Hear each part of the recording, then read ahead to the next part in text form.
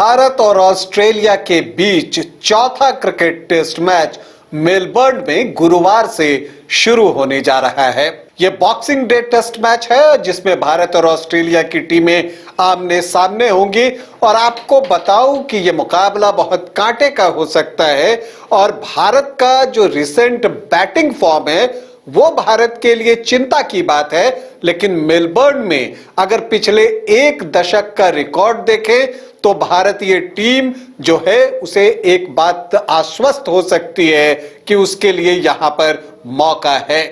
तो क्या कहते हैं रिसेंट पास्ट में रिकॉर्ड्स, वो आज आपको बताऊंगा। साथ ही आपको बताऊंगा कि भारत की प्लेइंग 11 में क्या चेंजेस हो सकते हैं और ऑस्ट्रेलिया ने अपनी टीम में कितने बदलाव किए हैं। नमस्कार, आप देख रहे हैं न्यूज बाइस्कोप और मैं हूं राकेश रंजन।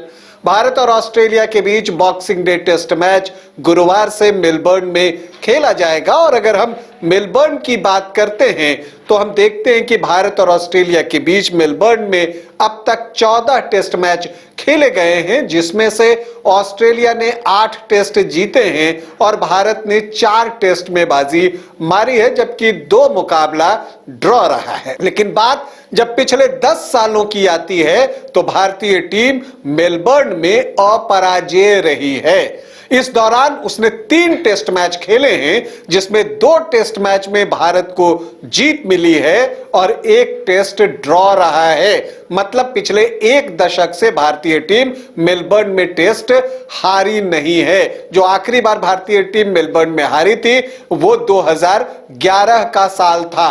तो भारत जो है इस रिकॉर्ड से आश्वस्त हो सकता है, उसके अंदर कॉन्फिडेंस का संचार हो सकता है। लेकिन जो भारत का बैटिंग फॉर्म है खास करके इस सीरीज में, ये उसके लिए चिंता का सबब बना हुआ है और ये देखते हुए ये फैसला लिया जा सकता है कि रोहित शर्मा आपको top of the order batting करते हुए दिख सकते हैं। मतलब एक बार फिर से वो ओपनिंग में वापसी कर सकते हैं और रोहित शर्मा के साथ यशस्वी जायसवाल भारत के लिए पारी की शुरुआत कर सकते हैं। ये चीजें दिख रही हैं और इसकी संभावना है। तो ऐसे में जो एक रिस्क फैक्टर इन्वॉल्व होता है कि सीरीज में केएल राहुल अब तक जो है बेस्ट रहे हैं, उनकी बैटिंग जो है वो लाजवाब रही है भारत के लिए, तो फिर उन्हें कहां मिडिल ऑर्डर में सेटल किया जाए। लेकिन मुझे लगता है कि यह हो सकता है कि शुभमन गिल, जिनका कि इस सीरीज में प्रदर्शन बहुत बेहतर नहीं रहा है, उनकी जगह केएल राहुल जो हैं वो नंबर 3 पर बल्लेबाजी करते हुए आपको दिखे। तो ऐसी परिस्थिति में जो है शुभमन गिल को विश्राम दिया जा सकता है, क्योंकि 4 पर विराट कोहली दिखेंगे, 5 पर जो है आप हमेशा की तरह ऋषभ पंत को देखेंगे और यहां पर 6 नंबर पर जो है वो आप रविंद्र जडेजा को बल्लेबाजी करते देख सकते हैं, या नीतीश रेड्डी, जिनका कि प्रदर्शन इस सीरीज में बल्ले से खास करके बेहतर रहा है, तो 6 पर वो भी दिख सकते हैं। तो 6 और 7 पर रविंद्र जडेजा और नीतीश रेड्डी दिखेंगे। 8 पर आपको जो है वाशिंगटन सुंदर की जो है वो एंट्री हो सकती है और 9, 10, 11 पर भारत के 3 तेज गेंदबाज आपको खेलते हुए दिखेंगे, जिनमें जसप्रीत बुमराह, मोहम्मद सिराज और आकाशदीप होंगे। तो ये एक प्लेइंग 11 हो सकता है।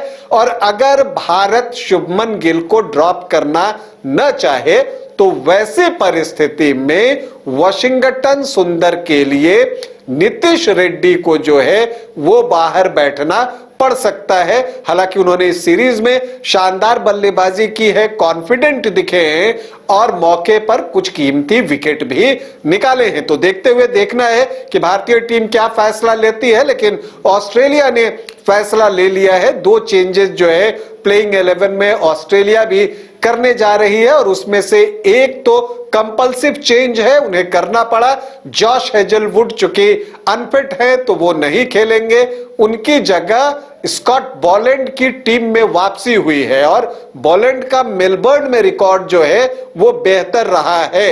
और इसके अलावा ऑस्ट्रेलिया की टीम ने जो एक और चेंज किया है वो ये किया है कि मैक्सवेनी जो कि पिछले 3 टेस्ट मैच से ऑस्ट्रेलियाई पारी की शुरुआत कर रहे थे, उन्हें बाहर कर दिया गया है टीम से और अब टेस्ट डेब्यू के लिए तैयार हैं सैम कॉन्स्टेस। हम आपको बता दें कि सैम कॉन्स्टेस जो हैं वो पहला टेस्ट मैच खेलने के लिए तैयार हैं और सैम कॉन्स्टेस जो हैं उन्होंने जब भारत के खिलाफ प्रधानमंत्री एकादश के लिए जो मुकाबला हुआ था उसमें वो खेले थे तो उन्होंने शतक लगाया था।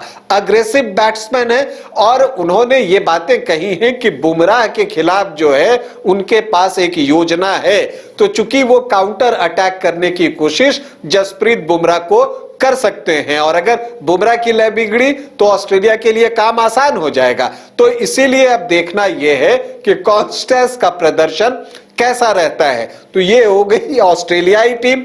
भारतीय टीम के बारे में हमने आपसे बात कर ली, लेकिन भारत को अगर मुकाबला जीतना है तो उसे अच्छी बल्लेबाजी करनी होगी।